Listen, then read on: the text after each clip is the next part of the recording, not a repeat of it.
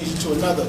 We didn't read literature in the Western Hemisphere, as they say, for 140 years. So this means that we're entering an area, and this is the evidence of it, and everybody frowns when they see those black books, all that in a bag of chips, and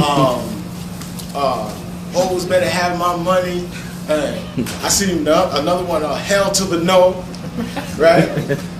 And I said, wow, this is a phenomenon, because they are selling those books hand over fist.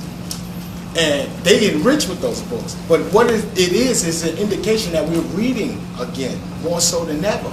And this is another cycle of reading. But soon, as always, we get tired of that content, and we're going to require another type of content. So we're getting people calibrated towards being scholastic, towards reading and improving their visual, inner visual, referencing for what information is. So I'm saying that to say that although we do DVD presentations and it's convenient to buy the DVD, it's also significant that we begin to read, because reading, the books always give life. They can cut the electricity off today or tomorrow. You don't have no DVD player in the woods, but you can have some significant information in your books that'll tell you what to do, how to do it, and when to do it. And you can read in the daytime, or you can start a fire at night. Books keep giving life. We need caches of libraries. We need, when people die and we go back to the essence, we should be able to leave an extensive library to those behind us, because your library is your cache of armament. It's your weaponry. So how significant today we're talking about a book that comes from, we're going to speak about a few books, but we're going to speak about a book that comes from the corpus of information that derives all from the Torah. So now the Torah and the other Hebrew books are books just like what I explained. Books that you can have with you all the time, anywhere you at, that'll tell you what to do, when to do it. Right? And it's a bunch of different characters, and these different characters are operating in different worlds.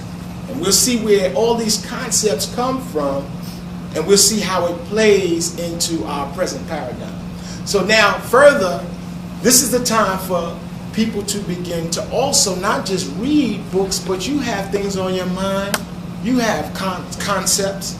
You have visions. Start writing. And today, I hope everyone came with that in mind, to be scholastic and to come with your pens and your papers, because that's what we're going to do essentially. This is not a lecture.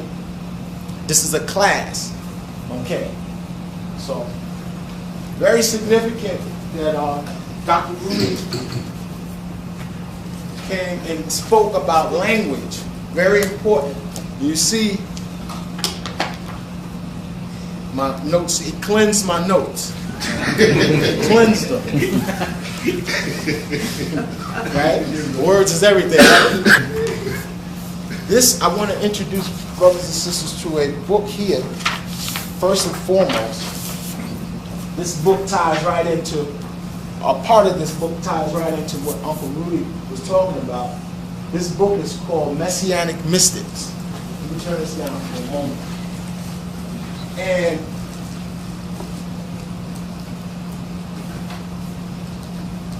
this book is written by a gentleman named Idol Moshe. Idol Moshe. And Idol Moshe is one of the handful, two handfuls of scholarly Kabbalists. You spell his name I-D-E-L Moshe. He doesn't anglicize his last name. His last name really means Moses in the anglicized language of English. But Idol Moshe wrote a book on the whole messianic phenomenon, and where does it come from? And in the book, it's very interesting because it points out a blueprint that we see consistently used. There's always a blueprint. We're going to talk about hierarchies today. There's always prophet, and then there's God. And then we even see that motif play out when they create agendas and create various movements, they'll always have a messianic figure and then his vice degenerate right there with him. You'll have like a Huey P. Newton, Bobby Seale.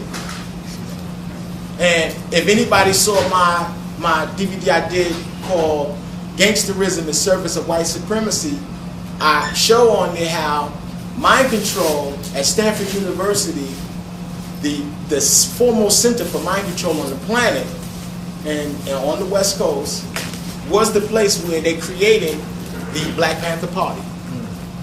And they used the blueprint used by a Kabbalist named Sabita Zebi in the year 1666. Around that time period, he created a messianic movement, and this is where, for the first time, the edict saying that you can't study Kabbalah until you're 40 years old came out in Poland.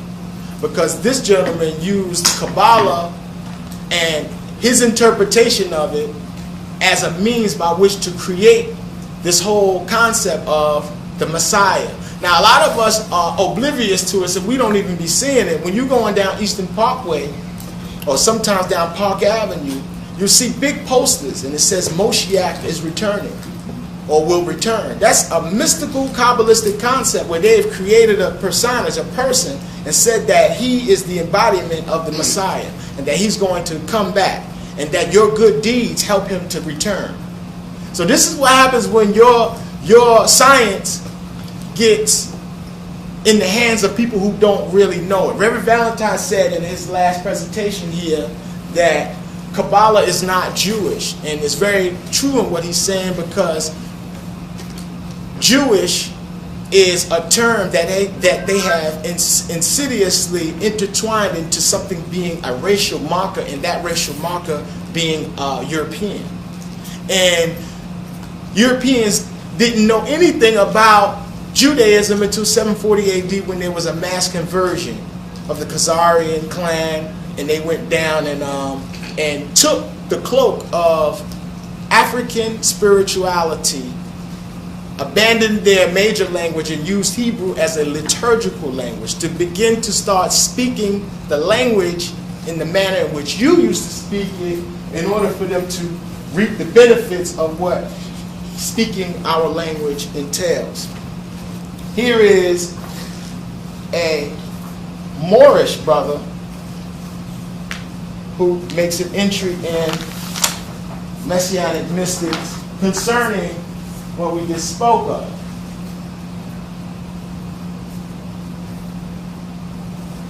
This brother said, and this is a quote that Idol Moshe makes of one of the people he's speaking about, one of the rabbis he's speaking of. But the fact that he creates a racial distinguishing marker indicates that there was a race of people who were in possession of Judaism, quote unquote, but didn't really know how to do it. And this was an edict, a warning. This is a letter. In my opinion, there's a danger in sending to you this commentary, since it is said that our brethren, the sons of Esau, study Hebrew, and these matters are ancient. And whoever will write anything there, it may, God forbid, fall in their hands. And compelling to conceal, and despite the fact that those who study are faithful to us, nevertheless, it is reasonable, and compelling to conceal these matters from them. And there's also a severe ban concerning it. In any case, I have refrained from sending to you these treatises constituting the epistle of the secret of the redemption.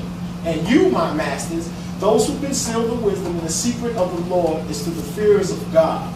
And he quotes a psalm, which is parlance among these rabbis. Whenever you're writing something to someone, you always have to have a canon from which you're saying your stuff. Now, how interesting is it that he's saying that keep the stuff of this commentary, and commentaries are generally how we understand the Torah. The Talmud is a massive commentary composed of what's called Mishnah and the Gemara. These are, one is the commentary and the other is the explanation of the Torah. So the Talmud is this a massive commentary on how to understand the Torah.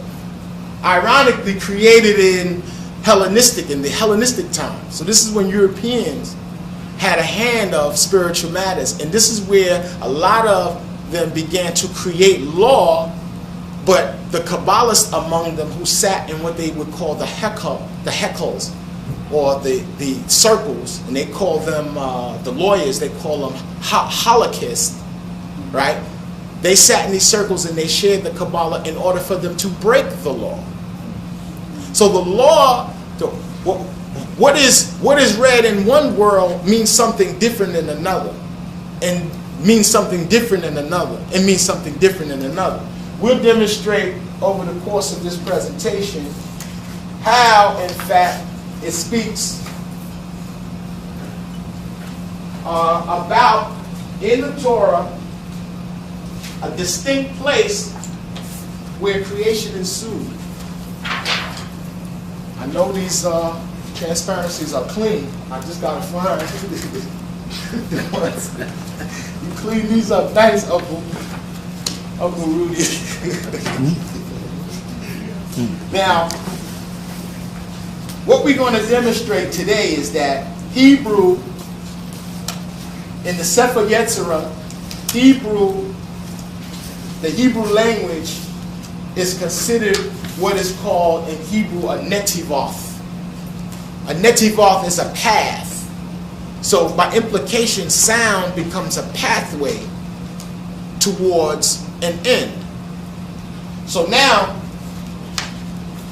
when you read in the book of Genesis, it says that there was a creation by a deity, had one name, but then he created something in one world, but then in another world he fashioned it. He created it in one world, but in another he shaped it. But they use, I'm going to show you, but we don't challenge the language, we just look at the Hebrew, we just look at the English, and I'll find the other one. Here's one. Here. We just look at the Hebrew and we don't see further. Here we go. Now, move it over. No, yeah.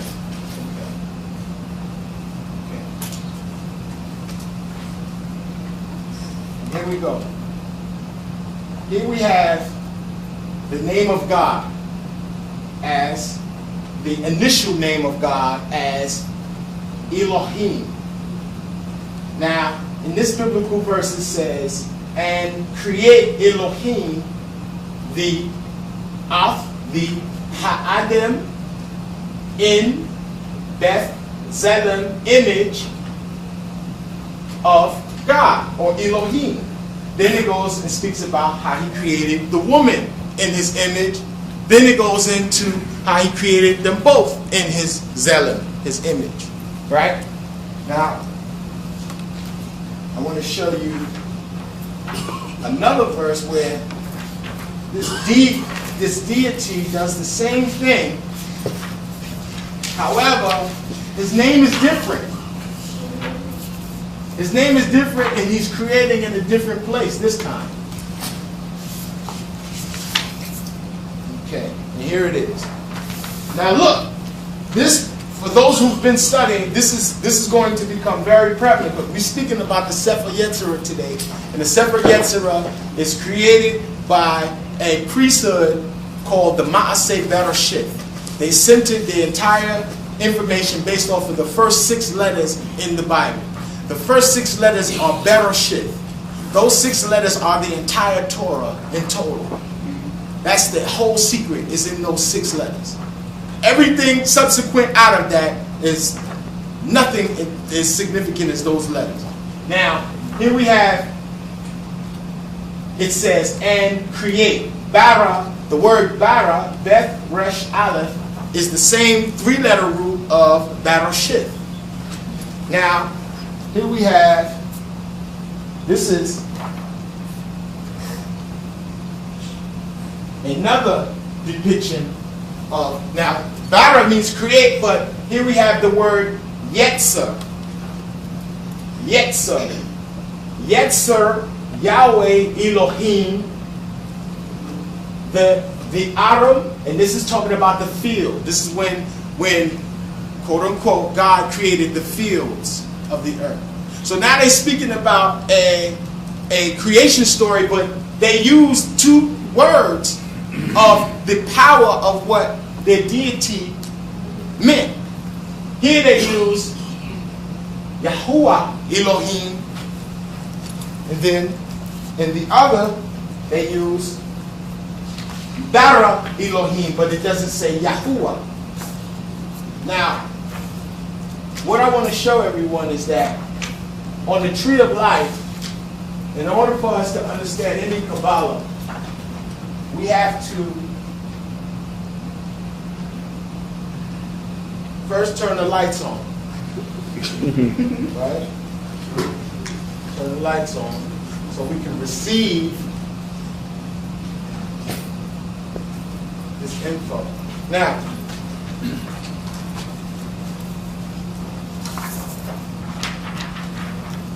I challenge you to keep up because we're going to be very spurious and very circuitous in our pursuits. Now look, here we have the tree of life. Right? Now, what symbolisms do you see in this? All kinds of Point some out. Some people point some stuff out. Masonic crack. Okay. Skull and crossbones. What else? Square compass. The compass and the square. What else? Apron. An apron. What else? Checkered floor. Weighted black. Checkered floor. What else? Crest. Moon crest. The moon. See the Excellent. Sephiroth. The Sephiroth. Yeah. Excellent. What else? We see some Hebrew terms up here. Solomon and Hiram. Then we have this. What is this? What does it mean? Patience. They got a Hebrew word that equals 414 that means meditation. But what am I looking for? My Kabbalist. Ein Sof Or equals 414. So what we have here is, in a nutshell, we have an image describing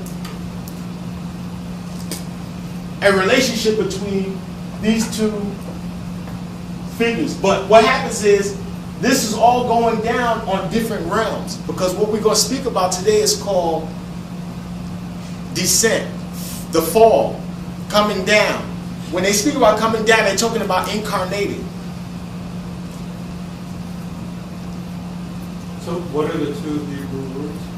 Solomon and Hiram, I never heard of or it. Hiram. Hiram. These are 2/3. King of These are, go ahead. Hiram is the king of Salah. Right? He's the king of Tyre. Tyre.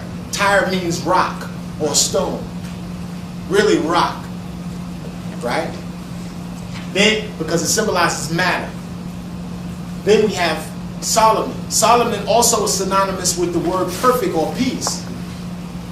So this is the story of the Freemasonic story of Hiram, king of Tyre, and Solomon. But who is this in the casket?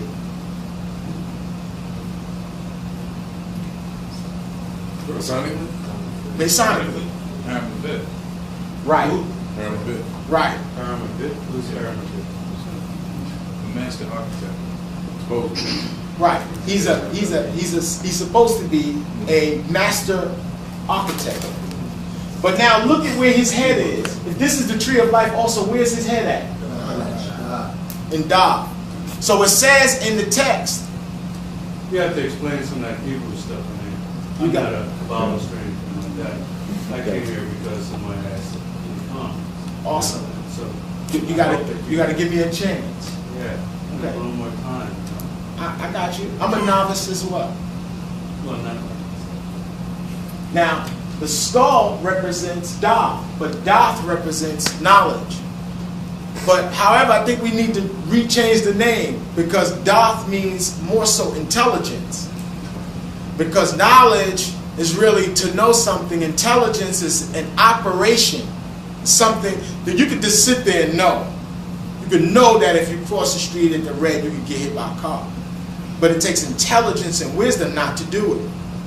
So here we have Doth, but in this we see a descent, a manifestation of the figure of a man, but his body has instruments. No one spoke about these instruments. I don't know if people saw them. And in the story, this personage represents someone who was murdered by 3 assassins. And these, absolutely, that's like a saw.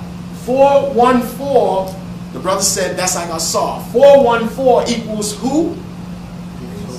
Ein Sof Or. Ein Sof Or is our saw. But it also, so then. Let me finish, my brother. At the end, brother. Ein Sof Or is a saw. Now, a saw seeks to make himself manifest in the divine primordial point, and then creates a dualism. And in this dualism, they create a son, a widow's son, a child of a woman from Naphtali. So when you hear the word Anunnaki, and when they go into the text and they try to tell you the Anunnaki was aliens and all these people and reptilians and all that, the Anunnaki that they're talking about is they're talking about you sitting on your mother's lap as Heru, the mother being Aset. Aset is in the tree of life as Etz. The word tree means Etz. So the tree of life is her body. Now he needs to come, Asar needs to make himself manifest in the physical realm. What he does is he sets up ruses. All type of things happen. There's always a story in the Gnostic vein of information where something goes wrong, and then when something goes wrong, then that which is spiritual becomes physical. And then the physical part is the part that's maligned and looked down upon.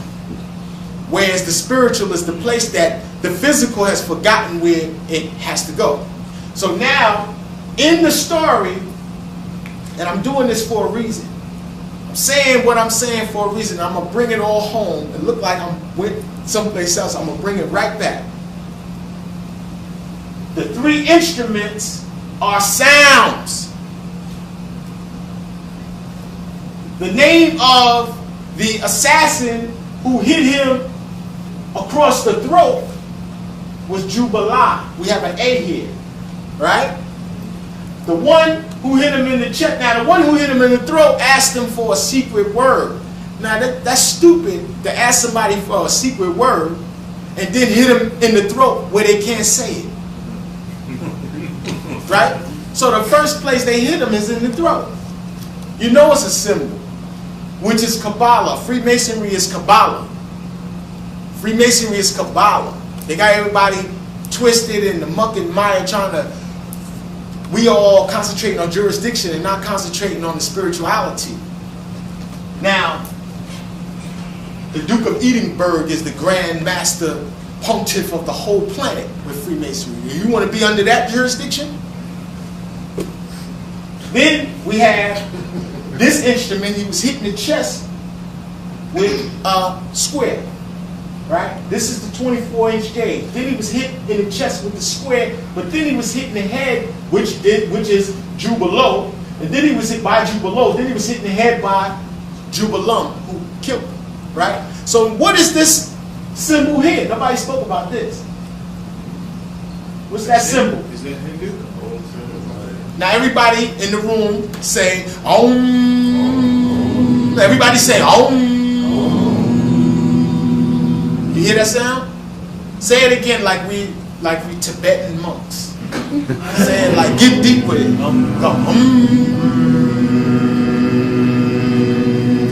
Those are the 3 assassins of Freemasonry. Simple. And it's all built off of a corpus of information that came out of your West African tradition, the Kushite Valley tradition. Everybody say Kemet is the place where everything came from. Kemet was the place where everything got centralized, mastered, and made into a high science. We had pyramids all throughout the Sudan. Jehovah proper, the way it's used, because the Torah is really magical. It's a magical text. None of the people existed. You cannot create. The only way you can say you're a descendant of somebody is if you was born in the month that one of those tribes they talk about. If you were Scorpio, you from the tribe of Dan. You understand? That's how your whatever tribe you is, whatever. That's what you from. It's not about coming from the loins of nobody in that book. The book is a book that twists, turns, modulates, and creates this reality. And it does so because what we have here is 2 dimensions, but what you have is the ability to take 2-dimensional space and make it a 3-dimensional reality. And the way you do it is by being Jehovah. But you have no choice but to be Jehovah, because you are Jehovah, because Jehovah is your 4 senses. And Jehovah is also the 4 worlds. So now we're going to get into some tree symbolism. So now let me lift this up. Then we're going to get into alphabet.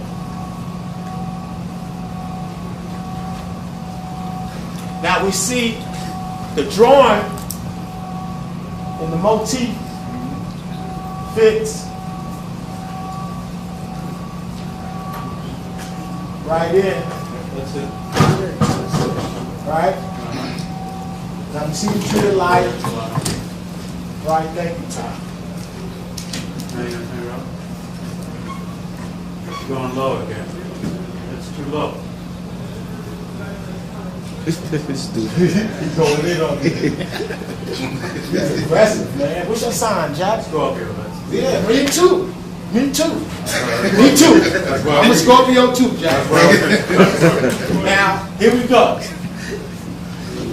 Here we have Ein Sof Or, and we see it's an anagram. It's very interesting that astrology is our only religion, man. Mercury is in retrograde in Scorpio. And I got 5 planets in Scorpio. My little brother has 7 planets in Scorpio, and we born on the same day. So we are the quintessential Scorpio. So when stuff goes wrong, it's really spiritual. You know what I'm saying? It's not. That's why I love Bobby's information, because Bobby make it relevant to what you think is going awry is really your spiritual development. You know what I'm saying?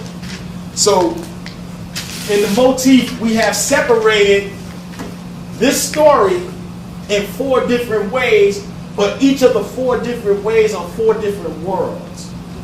So now I'm skipping, and I'm assuming everybody has been reading the Kabbalistic information, because the tree don't work unless you add the 4 worlds to it.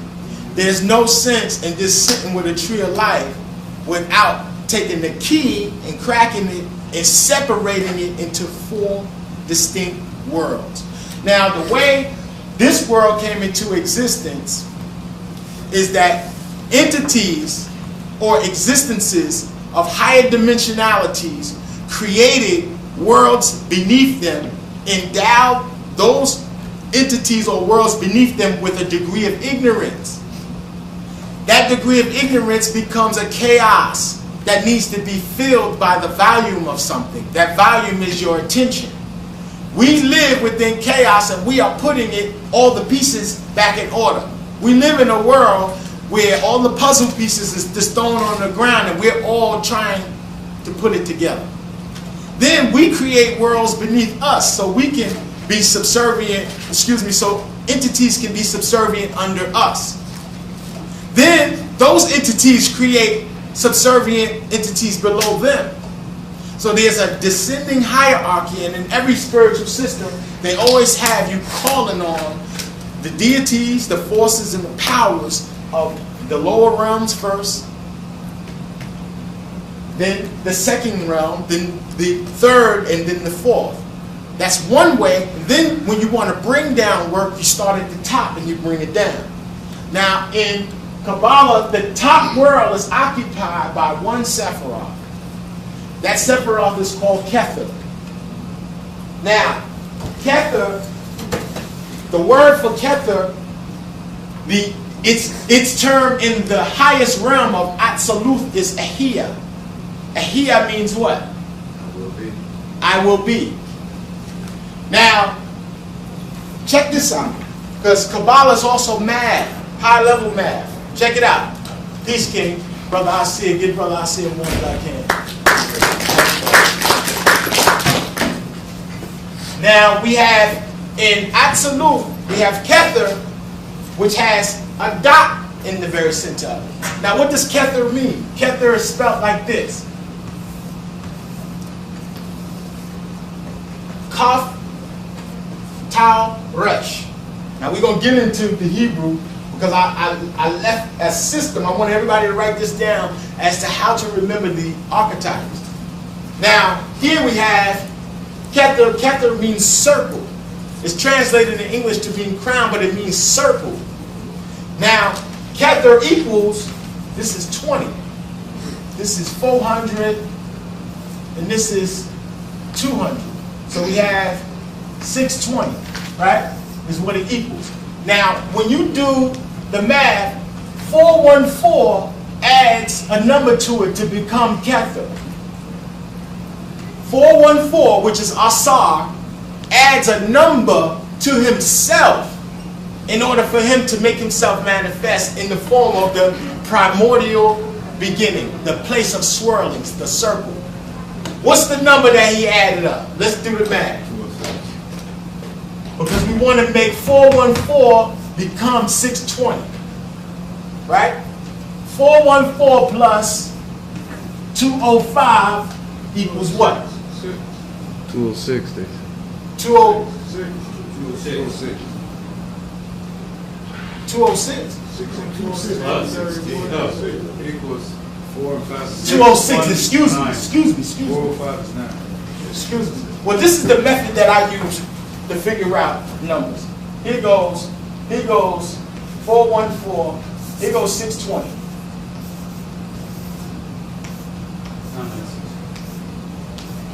Here goes 414. Now, how do I get the number that I'm looking for? Track. This is what I do. This is what I do. Look. This is what I do. This is my reread method. For real. This is the fast reread. Right? Look, serious. 4 plus 6 is 10, 0, 1, 2, right? And then 4 plus 2, right? 206. All right. Don't forget, we gotta erase that whole part. Right? Right? Now, this equals this word in Hebrew.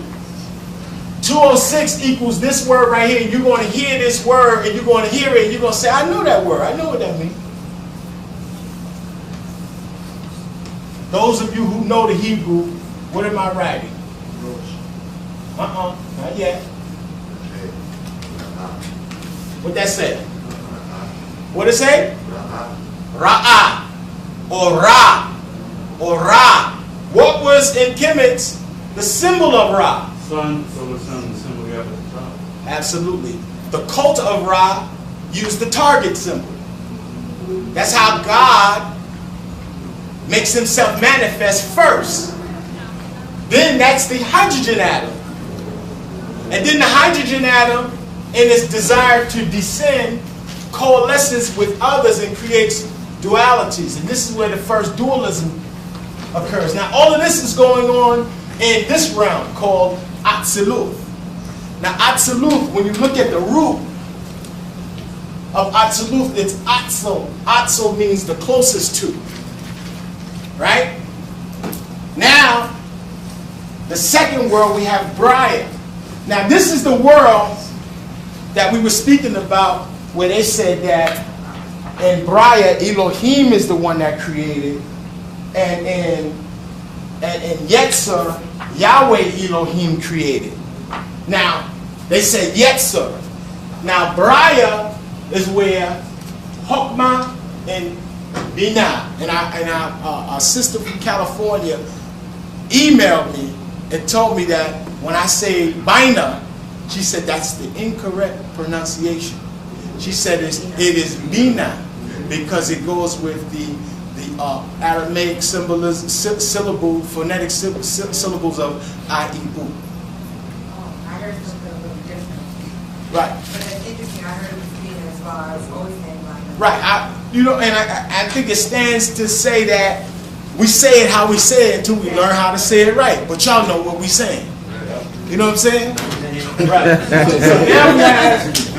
now we have in the second world of creation, what we see here is that in the highest level of creation, all you have is one Sephiroth. In the creative realm, you have your dualisms. This is where Adam and Eve and everybody first goes down. This is where it all begins.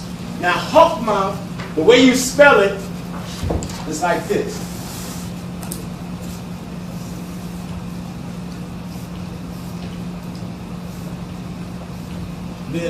This is like a simplified Hebrew. I'm going to show y'all how to do that. Chokmah. Now, the root of the word is strength, but the end root means what?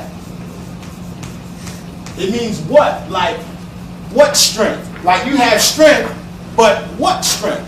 The indication meaning that the strength, when we metaphysically look into it, when we go into our alphabet, the strength lies in this here, which is the meme, which means what? The water, and also the breath form, which is the heat, which is the breath form. But that's not enough. So you ever wonder how those big cabooses in those trains run, the old trains? They work off of steam. Now, it works off of steam, but a concept of constriction. The pressure is created when you constrict the output of steam. If you have nothing to constrict it, it's just blowing hot air, right? When you create the constriction, then you create the motor, the power to run the motor. So the power, the constriction comes in this form in the female. She adds, constriction gives a womb, a context for the force of masculinity. Now, check this out. Now we're going into the realm of Yetzer. Now, in this realm, from what we discussed earlier on the DVD, in this realm, only Elohim was the one who was created. Right? Here's his name. Right? Only Elohim. Now when we get to Yetzirah, which is this realm, which is the name synonymous with the book that we're going to speak about, in this realm, this is the realm where he creates with two potencies.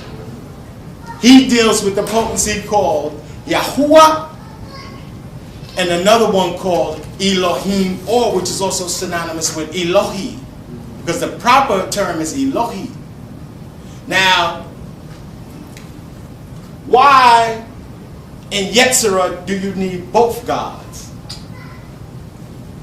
Why in one area it mentions God's name in the first chapter of Genesis how many times?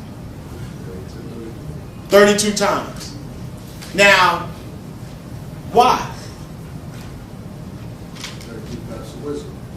32 paths of wisdom. Also, what's 2 to the 5th power?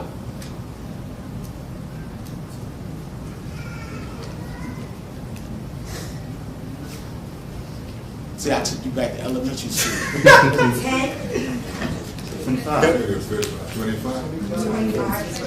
54? 32. 32. how do we do that again? 2 to the you multi. Now we're gonna talk about that. You multi-dimensional the one number by adding the powers to it. You cube it by putting You see when they say, this is how I remember. E equals MC squared. We know the square is the 2. But the cube is the 3. That's when you cube it. Those are dimensions. So one number exists in one dimension by itself. When it has to exist in 2 dimensions, they put 2. When it has to be triplicitous in its 3 places at one time, it uses 3. And then when you get to 3 powers, that's when you have your square. Now, who can go outside the square to the 4th and the 5th power? They're saying Elohim can, because they use his name. Now check what they did. This is the ill shit with the math. Bereshith is always appears in the scripture. The first letter is always bigger than the rest of the word. So it'll be like this. Bereshith. Right? Now how many letters do we got from 1, 2, 3, 4, 5 here? We got 5 letters, right? What does Beth, what does the Beth represent? 2. 2. This is the 5th power. Right? Which equals 32. And this is why they use Elohim's name a number of 32 times in the first scripture. And each of his names represent one of the Sephiroth and 22 of the interacting paths. But they locked us down with that. Because this tree of life that we've been studying is a demiurgic tree of life. It's the fake one. It's missing some stuff. It's missing some stuff. And Reverend Valentine, when he showed how it's supposed to be, Mount Coop is supposed to have parents, that was deep. I was breaking atoms, destroying brain cells, trying to figure out why the tree sometimes don't make some sense. Then I discovered that the numbers in the Sephiroth, the number that I gave you, 620, is really incorrect. Because all of the numbers, except for 7 of the numbers on the tree of life, are approximations. Only 3 are significant. Bina, Chokmah, and Malkuth. Bina and Chokmah are prime numbers, and Malkuth is a perfect number. The rest of the numbers are approximations of terms which get as close as they can to other prime number equivalencies. So they set the standard and the rule in the first 4 Sephiroth right here, because all of these 4 equal 1, 2, 3, 4. So I said it gotta mean something to restore it on this end too. So if this equals 80, this equals 496. This equals a number that'll restore it to 1, 2, 3, 4 again. Because if it's 1, 2, 3, 4 up here, it got to be 1, 2, 3, 4 down here. So now we want to go into that. I'm going to demonstrate something later with that. But now, let's get back to Yetzirah. Now here's the world of Yetzirah. Now here's the term. Yetzer means to create. So now, in Yetzer, you don't just need Elohim. In Boriah, you need Elohim. That's it. Right? In Absolute, the word of creation is this Ahia. It's this I am what I am. That's another way of saying it. Right? Or I will be. That's it. Here, you need new terms. Because these terms have numeric potencies. They are mathematical equations. Now, when you get to Yetzirah, they add a new dimension to it. Now, check this out. What does Yahweh equal? Yahweh equals 26. Are y'all taking the notes? Yes. Yes. Okay.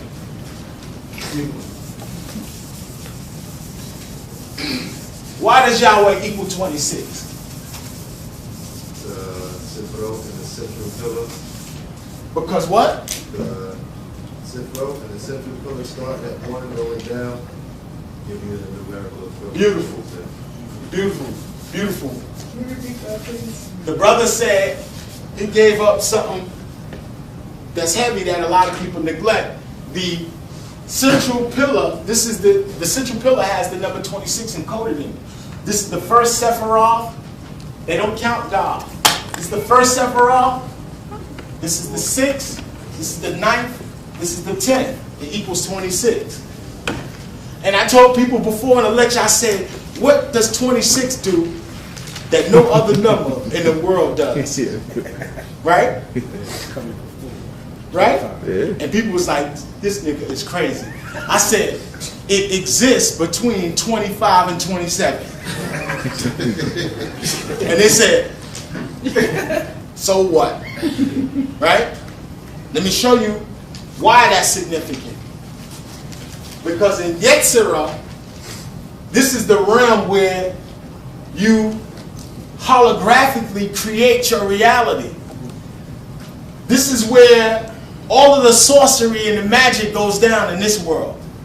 Everything that depends on your four senses coalesces the light and the astral, because Elohim means El means light, it means power or force, and it has in between it a He, and then at the end it has Yam.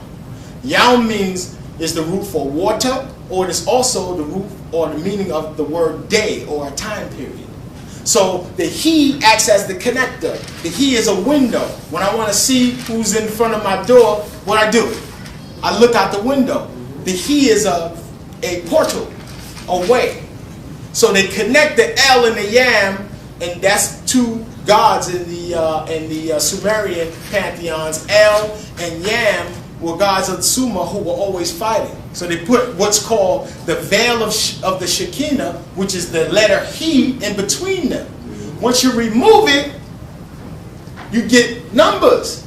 Remove the He sometime, you get numbers, you get the magic. Because the letter He, when you put it at the end of a word, no word in Kabbalistic gematria can be primed with the letter He at the end of it. Because it adds that potency of 5 to it. It offsets stuff. When you remove it, that's why in the last chapter, when they speak about all the work of creation, they speak about the creation of the 6th day. Take the He out of the word 6th day and you get 666. The people who wrote the Bible locked us into a perceptual canopy where they can operate and utilize us as the vehicles to fill in within us the volume. This is why I tell people, somebody said, I got an email from a brother out in Tennessee. He says, why you, he thought I said something negative about the Orishas, right? And I said, no, bro. The Orishas are real ancestors. They was real Africans that knew some real science, that created some real rules, and had some real initiations, and that if you broke the rules, you were subject to the oath of what you said. You bind yourself to this world based off the anchor of your sounds and your words and how they coalesce with your intent. So every time, like one of them, you can't drink or get high. Now I know dudes in the penitentiary that was born into that, fell victim to street culture, getting high, and every time they get high, they go to jail because they was born into it. So when you take on these gods, when you are Jehovah's Witness, when you are you worship Jehovah, what are you doing? You are externalizing your perception, opening up your box, your square, and allowing the volume of what Jehovah means, or whoever controls Jehovah, i.e. Vatican, right? You allow them space in your cube, and then once they can sit like Voltron, they can sit in the right in the head, and I'll form the head, right? Yahweh is the 4 lions. The one up top is the Yahweh. I've been here. Voltron is Jehovah, also known as Metatron. All those words, Tron. Remember they had a movie called Tron too. It means throne. Throne. And only the king can stand on the throne. And the throne, the symbol of the king is the crossbones. The symbol of the king is the crossbones. The cross symbolizes the tau. The tau symbolizes the mark, and the mark is the king sitting on the throne. See? In the Sefer Yetzirah, it says out of the 7 double letters, shape them, shape the 6 sides of space, and put the king back on the throne. The throne is in the center. The throne is the pineal. Right? So now, here we go. Which goes back to that, 620 up there. Absolutely. Pineal also. Because whoever sits on the throne has to wear a crown. Right? Now, check this out. These 6 Sephiroth in the realm of Yetzirah is where all of our thinking goes down. This is where all your thoughts go down. This is where you do all your thinking. This is where your fears and all that exist. Now, there's 6. 1, 2, 3, 4, 5, 6. These 6 here. Right? Now, these 6 are the child of a woman who made her children without God's permission. Thus say the Gnostics. So what is that? What is the woman who makes children without God's permission? Immaculate Conception. Immaculate Conception. Well, let's go to the Hindu with the Immaculate Conception and the premise and bring out Kundalini Shakti. Kundalini Shakti, Kundalini is female and she manifests your intent.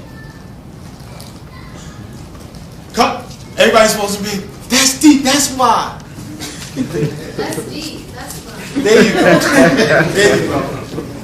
Because you are always in a state of Kundalini amplification. You come out, woo, woo, woo, woo.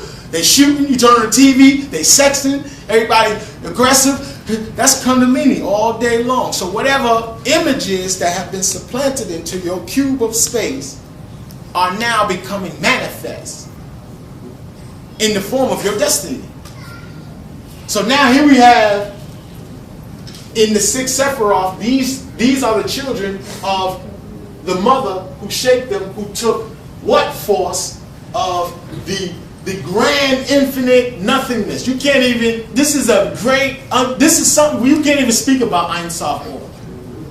To even infer on it is to say that you don't know about it. To even say the word, it means I don't know. But he had to make himself manifest, so he creates a world of knowing. But the bridge separating the 3 supernals and the 6 lower Sephiroth is Doth. We're gonna speak about Doth in a minute, right? Because Doth is the place where that's the bridge. That's the bridge of Terabithia. Where they talk about in the movie, that's the bridge. Doth is the only reason why we're here. Doth is the pineal. The subservient vessel for deity is the pineal gland. This entire body, your heart and everything is included. What do you think your organs are here to support? What is the most significant and most important organ in your body? The one of inner vision, the pineal. That's the one that has the connection to the circadian rhythm of the planet. That's the one that connects you to the cosmos. That's the organ that means the most. Without it, you don't even exist without a pineal. You exist vestigially in a false reality, within a false box. Now, Doth acts as the lens by which this all becomes manifest out of Binah, out of the womb of mother. Now, what is so significant about Yahweh? Now, let me show you this. This is a form of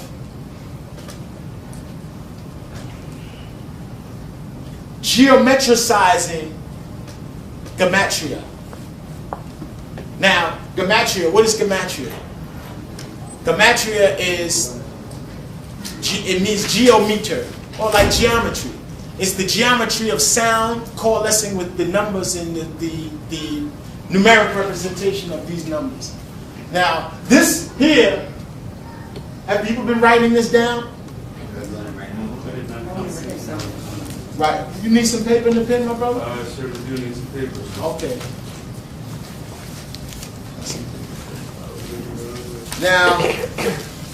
Now this is very important. I want y'all to write this down. Draw this out too.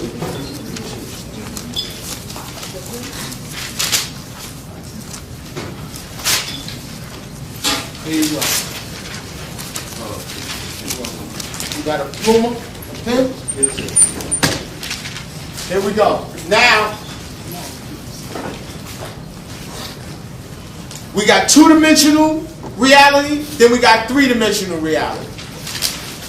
Now, two-dimensional reality, this is one dimension. One dimension. That's one dimension, right? This is two dimensions, right? Then you got three dimensions.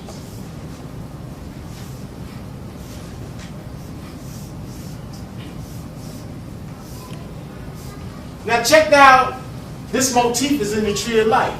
You got one dimension, right?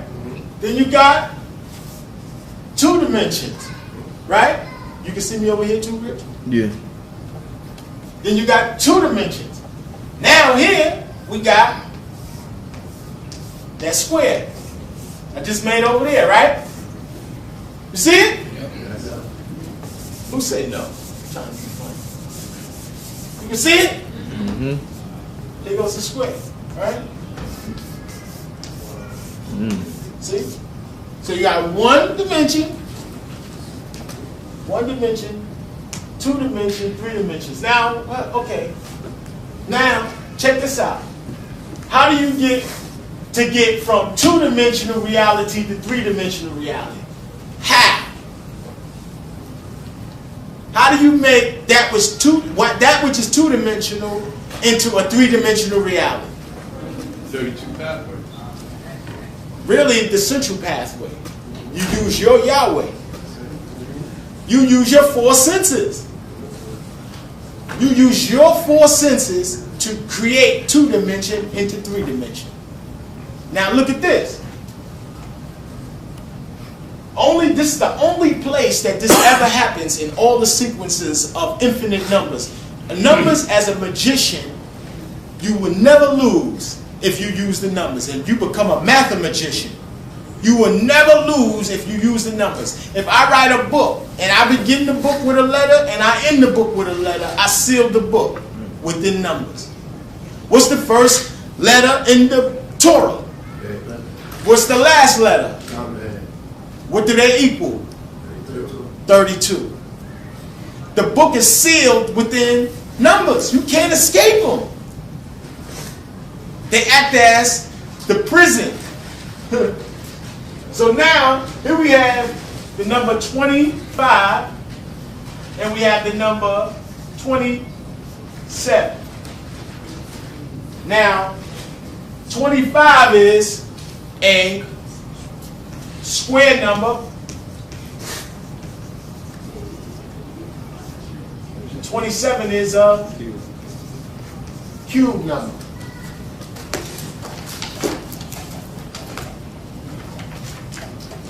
Now, this is how you get from one dimension to the other. 25 is 5 to the second power. 27 is 3 to the third, right? Now look, we see these numbers, right? You see your 2 and the 3? You see them? Now how do you get from, now when I say this, I want y'all to understand, from the numbers 1 all the way to the numbers a billion, trillion, million, there's no numbers where a cube and a square number exists and there's a number in between it. There's no other place. They use 26 for a reason, and that is the reason.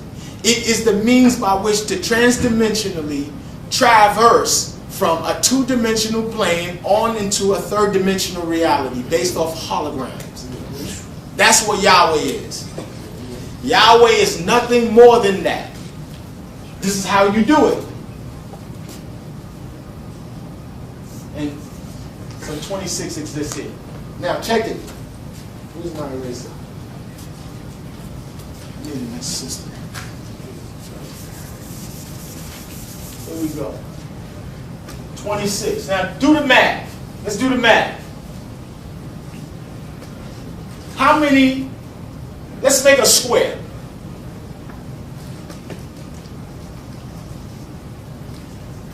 cube rather. Well, here's a square. This is a two-dimensional square. Right? How do we make a two-dimensional square into a cube?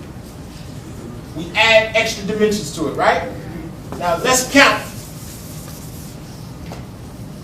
what we began with. We began with 1, 2, 3, 4 dots. Then we have 4 lines.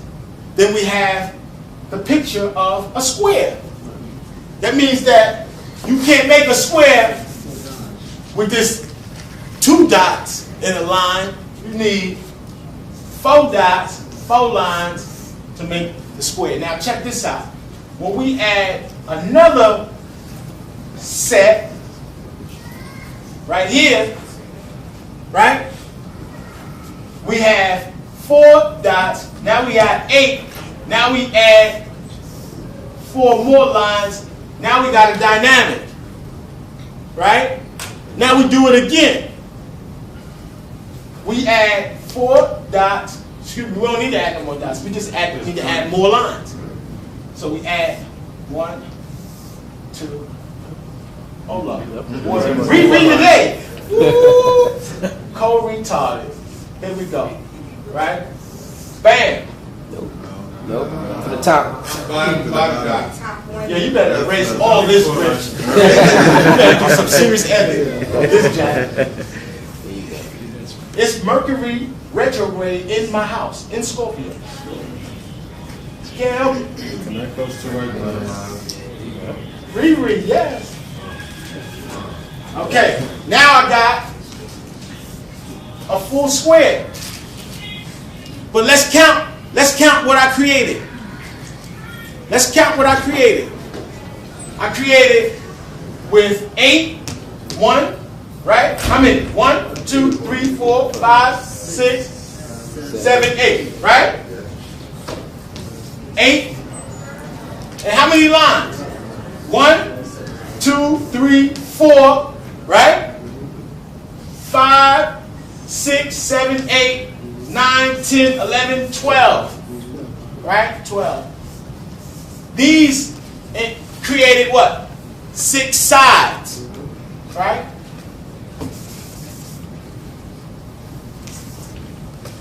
What it equal?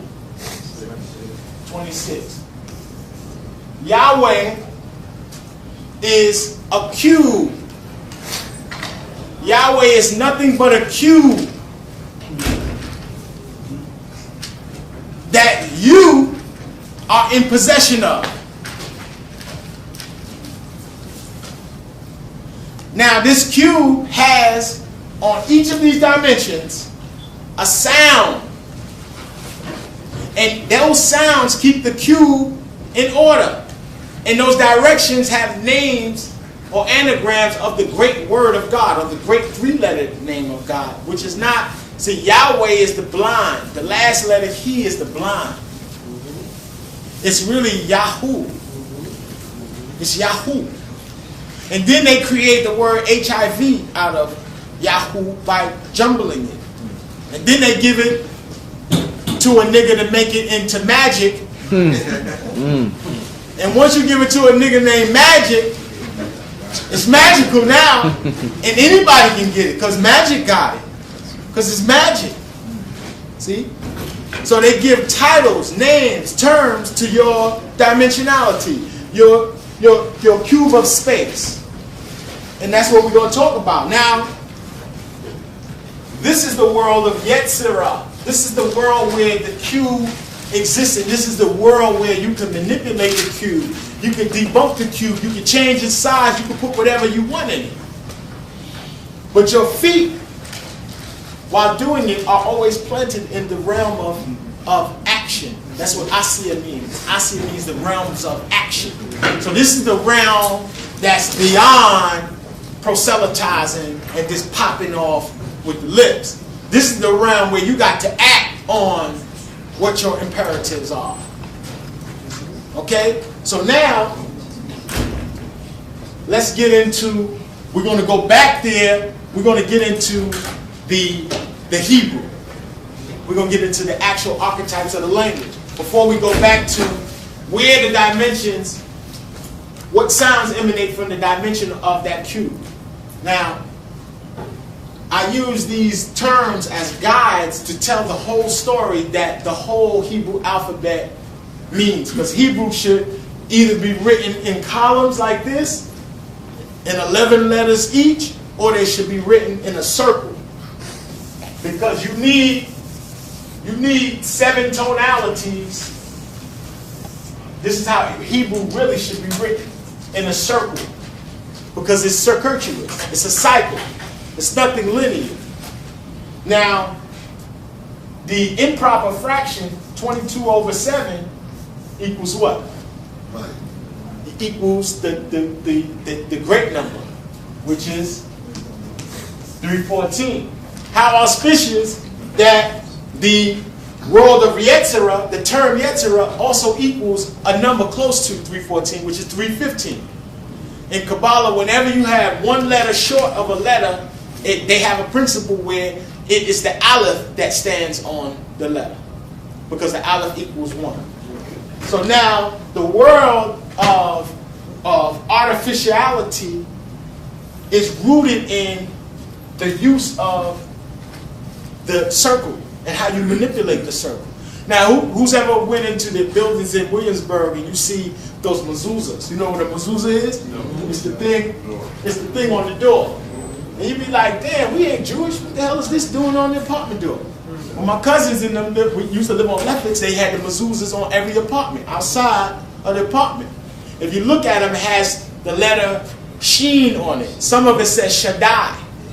Shaddai means Almighty, and Almighty is this number, 314. Right? Now, the root of the word Shaddai is Shad. Shad means nipple from a breast. And when you look at the nipple, it's a circle, right? It's a circle. Everybody like, this nigga gonna draw a nipple. A circle with the nipple there. Right back here. Going right back to the symbol of the primordial beginning, the place of spinning. So now, did everybody write this down? No. I want everybody to write this down, and I'm gonna give you. Move this over a little so I can get that. Okay. Just get it real quick. Yeah. Right there. Now we have the primordial. I'm going to read it out. And this is what the Hebrew alphabet is saying. It's saying that primordial home is the vehicle of entering spirit onto rhythm, the lattice, grid, or the serpent who fertilizes form. So you want to write this down, and when we go further in the class and I start giving up the letters and we start going into Sefer Yetzirah to see the letters, to see what they mean and see how they divide it in 3 different ways, we'll see why this is very important.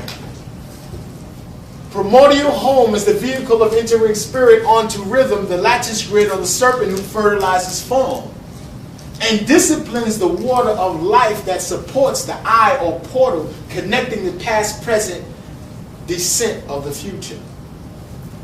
So the whole Hebrew alphabet connects from the primordial beginning, the point where everything first comes into existence, and describes the final outcome, which is the cross. So when you look at the letter Aleph, what does Aleph mean? Are people writing down the letters as best they can?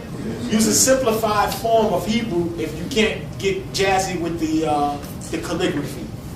Use a simplified form. It's easier, in fact. But it's very important that you write this stuff down. Whoever writes it down, it gets engraved into the mind, into the astral realm, into the fires of thinking. That's why the cuneiform, there was spiritual why they used to create cylinders in Sumer, where they would carve out the negative space in a cylinder and then roll it over wet clay and then dry the clay to create the impression on it. So when you write, you create a synergy between your memory and the content of what you're dealing with. This is why when we were in school, we used to always have to, spelling words, to remember words, you always have to write them over and over again. Because once you write something, it becomes yours. So now, the Aleph, as the primordial beginning, is the ox. Then we have the Beth, which is the home, or the house. Beth means house. Then we have the Gimel. The Gimel means camel. The Daleth means door. This is why we have the word entering. Door. As we go down, write it down. The He means the window. But the He is the sound, the breath form that the Ruch, or the energy that keeps us alive, travels through the breath form. Then the vowel, the letter vowel it means the pin or the hook. That fixes spirit to something. Then we get to the Zayin. The Zayin is the sword. It symbolizes a victory. It symbolizes the first level of an agreement, a canopy. Then we go into the Keth, which symbolizes the grid or the lattice, or with a fence around something. Then the serpent, the Teth is the serpent. It means the serpent. And if you look at it, it's a snake trying to get its own tail. Then we have the Yod, the 10th letter. Now the number 10 has always been synonymous with God. How do you say 10 in Spanish? Yes. How? Yes. Diez, and it's synonymous with God. God, with deity.